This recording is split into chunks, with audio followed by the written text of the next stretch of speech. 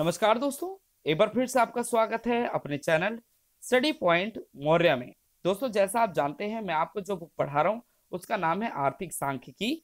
और आर्थिक सांख्यिकी में हम जो लेसन पढ़ने जा रहे हैं वो है लेसन नंबर 3, जिसका नाम है साथियों आंकड़ों के संकलन की जनगणना तथा प्रतिदर्श विधियां। जिसमें आज की इस क्लास में हम समझेंगे कि दोस्तों आंकड़ों के संकलन में जनगणना विधि तथा प्रतिदर्श विधि क्या होती है। क्लियर साथियों? दोस्तों, अगर आपने लेसन नंबर 1 और लेसन नंबर 2 को नहीं समझा है तो दोस्तों मैंने इस वीडियो के डिस्क्रिप्शन में लिंक दे रखा है। तो मैं उम्मीद करूंगा दोस्तों कि आप लेसन नंबर 1 और 2 को ध्यानपूर्वक समझने का प्रयास करेंगे। तो चलते हैं दोस्तों लेसन नंबर 3 में, जिसमें आज की क्लास में हम बहुत ही महत्वपूर्ण टॉपिक समझेंगे कि भाई आंकड़ों का अगर हम संकलन करते हैं तो उसमें जनगणना विधि और प्रतिदर्श विधि कैसी होती है। क्लियर? दोस्तों, सबसे पहले हम इस चित्र के माध्यम से समझेंगे। ये जो मैंने चित्र दे रखा है दोस्तों, बना रखा है, मतलब कि बन रखा है, इसमें हम आसानी से समझ सकते हैं दोस्तों कि जनगणना विधि क्या होती है और सैंपलिंग मेथड मतलब कि प्रतिदर्श विधि क्या होती है। दोस्तों याद रखना है, ये जो मटका दे रखा है इसमें देखो छोटे छोटे कंचे हैं, मतलब कि 27 आइटम्स दे रखे हैं, तो इनके समूह को जनगणना बोलते हैं। उसी प्रकार दोस्तों हमारे देश की सभी इकाइयां, मतलब सभी मदों के बारे में, प्रत्येक मद के बारे में आंकड़ों को एकत्रित कर लिया जाता है और उसके आधार पर निष्कर्ष निकाला जाता है। मतलब कि कह सकते हैं समग्र इकाइयों के समूह को ही जनगणना बोलते हैं। क्लियर? ओके। तो इसको सबसे पहले हमने तो चित्र से समझा, लेकिन इसको हम अर्थशास्त्र की भाषा मतलब कि परिभाषा के आधार पर हम समझने का प्रयास करेंगे दोस्तों। जो ये दोस्तों रेड कलर में दे रखा है डेफिनेशन, उसको हम समझेंगे। क्लियर? तो क्या लिखा है दोस्तों? कहता है कि जनगणना विधि वह विधि है जिसमें किसी अनुसंधान से संबंधित समग्र या जनसंख्या की प्रत्येक मद के संबंध में आंकड़े एकत्रित किए जाते हैं तथा इनके आधार पर निष्कर्ष निकाले जाते हैं। दोस्तों जैसा हम जानते हैं, प्रत्येक 10 वर्ष में भारत में जनगणना होती है।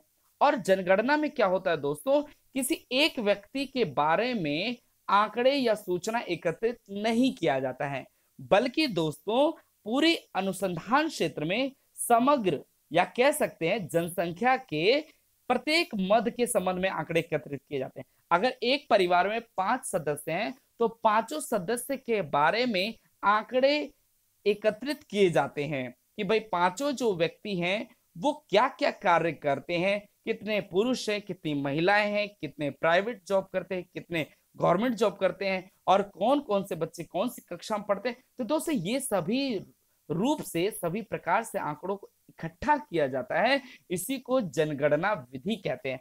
तभी इसके अंत में लिखा है दोस्तों, तथा इसके आधार पर निष्कर्ष निकाला जाता है। दोस्तों हम कैसे जानते हैं कि हमारे देश में जो लिंगानुपात है वो कितना है? भाई हमारे देश में जो मृत्यु दर और जन्म दर कैसी है, और दोस्तों हम ये भी जानेंगे भाई निर्धन वर्ग कितने प्रतिशत है। तो ये सभी आंकड़े जो हैं कैसे पता किया जाता है दोस्तों? जनगणना विधि द्वारा। क्यों? क्योंकि इसमें अनुसंधान से संबंधित समग्र या जनसंख्या के प्रत्येक मद के संबंध में आंकड़े एकत्रित किए जाते हैं। मतलब कि कोई बंदा छूटता ही नहीं है दोस्तों। वो तो सेंसस के समय गलती से छूट जाता है, लेकिन कोशिश की जाती है कि जनगणना विधि के दौरान जनसंख्या की प्रत्येक मद के संबंध में आंकड़े एकत्रित किए जाएं और इसके आधार पर निष्कर्ष निकाला जाता है। जैसे हम जानते हैं दोस्तों, राज्यों में निकाला जाता है कि कौन सा राज्य अधिक साक्षरता दर में आगे है, कौन सा राज्य पीछे है, लिंगानुपात में कौन सा राज्य आगे है, कौन सा राज्य पीछे। ये सब कैसे निकाला जाता है दोस्तों? जनगणना विधि द्वारा। क्यों? क्योंकि इसमें जनसंख्या की प्रत्येक मद, मतलब कि कोई भी मद छूटना नहीं चाहिए, तो प्रत्येक मद के आंकड़े एकत्रित कर लिए जाते हैं और उसके आधार पर निष्कर्ष निकाला जाता है। क्लियर हो गया दोस्तों? अब उसके बाद चलते हैं हम अपने प्रतिदर्श विधि। दोस्तों एक बार मैं बताना चाहता हूं, जब मैं 11th क्लास में जब मैं ये बुक पढ़ रहा था तो उसमें प्रतिदर्श लिखाया, तो प्रतिदर्श को मैं नहीं समझ पाया कि प्रतिदर्श का अर्थ क्या होता है। जब मैंने उसको इंग्लिश में पढ़ा तो मैंने ध्यान दिया कि भाई प्रतिदर्श को सैंपल लिखता है। क्या लिखता है दोस्तों? सैंपल लिखता है। जैसे मैं एग्जांपल बताना चाहता हूं दोस्तों, जैसे हमारे घर में जो मम्मी होती हैं, अगर वो कभी भी चावल बनाती हैं पतीले में, तो क्या करती है दोस्तों, एक या दो चावल के दानों को निकाल करके अपने अंगुलियों में पीस करके पता लगा लेती हैं कि चावल पके हैं कि नहीं पके हैं। तो यही क्या होता है, सैंपल होता है।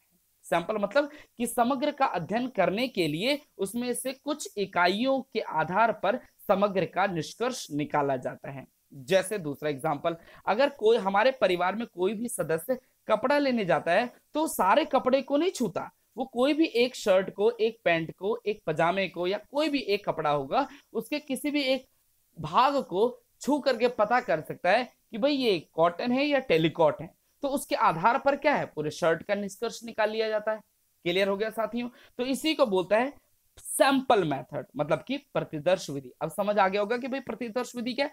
प्रतिदर्श विधि को इंग्लिश में क्या बोलते हैं, सैंपल मेथड, जिसमें कि समग्र इकाइयों का अध्ययन करने के लिए कुछ इकाइयों के आधार पर समग्र का निष्कर्ष निकाल लिया जाता है। क्लियर? अब समझते हैं परिभाषा के आधार पर दोस्तों। परिभाषा क्या कहती है, जो रेड लाइन में वो समझा रहा हूं दोस्तों।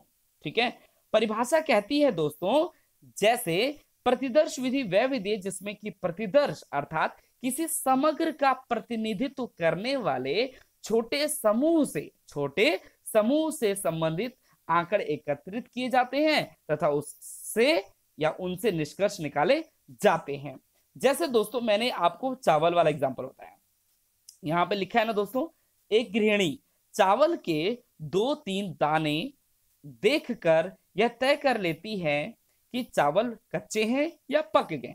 उसी प्रकार दोस्तों डॉक्टर जो होता है ना, एक डॉक्टर अगर हमारा ब्लड ग्रुप पता करना चाहता है, किसी ब्लड कुछ बूंदों के आधार पर ही दोस्तों ब्लड ग्रुप का निष्कर्ष निकाल सकता है। ये थोड़ी ना कि पूरा का पूरा खून निकाल के तब निष्कर्ष निकालेगा, है ना। तो दोस्तों यही कहता है सैंपल मेथड, मतलब कि कुछ इकाइयों के द्वारा, कुछ का मतलब होगा जैसे यहाँ पे डॉक्टर है तो कुछ बूंद निकालेगा, जैसे कोई परिवार की कोई महिला है तो 2 या 3 दानों के आधार पर समग्र चावल का निष्कर्ष निकाल लेते हैं। तो दोस्तों उसी प्रकार समग्र का अर्थ होता है सभी का मतलब होता है कि समग्र या जनसंख्या की प्रत्येक मद के बारे में इकट्ठा करना चाहते हैं तो उसमें से कुछ इकाइयों के आधार पर बाकियों का निष्कर्ष निकालते हैं, उसी को क्या कहते हैं, प्रतिदर्श विधि।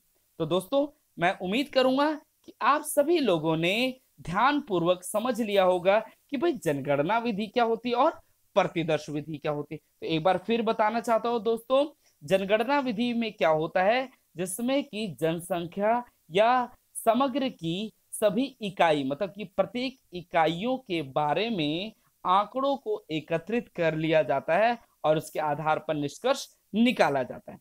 और सैंपल मेथड में क्या होता है दोस्तों, समग्र में से ही कुछ इकाइयों को निकाल करके ही उसके आधार पर बाकियों का निष्कर्ष निकाला जाता है।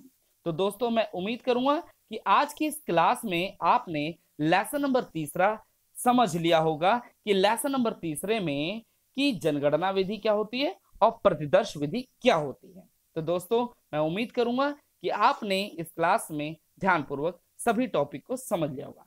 नमस्कार दोस्तों।